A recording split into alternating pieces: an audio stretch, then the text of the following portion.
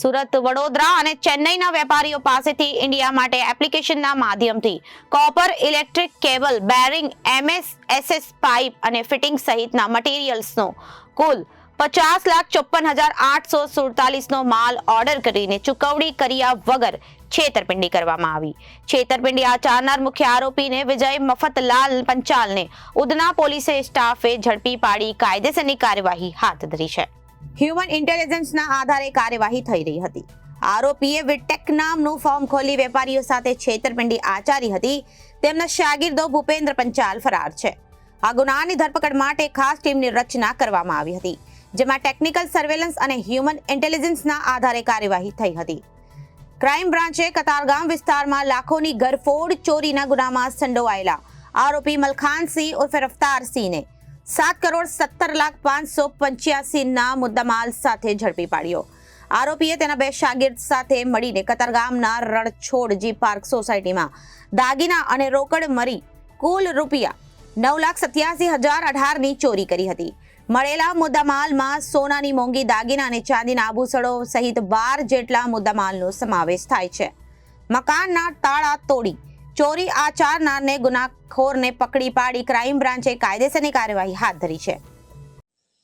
ગત તારીખ 27/12/24ના રોજ કતારગામ પોલીસ વિસ્તારમાં પરેશભાઈ રામજીભાઈ સોલંકી નાઓના ઘરમાં સવારે વહેલા મળસ્કે ઘૂસી અને ઘરફોડ ચોરીને અંજામ આપવામાં આવેલો.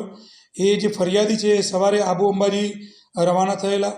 એમના ઘરમાં નકુચો તોડી અને ચીખલીગર ગેંગે ચોરી કરેલાનું ખાનગી રાહે બાતમી મળતા આજરોજ ભરીમાતા રોડ પરથી મલખાનસિંહ ઉર્ફે રફતારસિંહ છાબડા ઉંમર વર્ષ 25નાને ખાનગી બાતમી આધારે પકડી પાડેલ છે.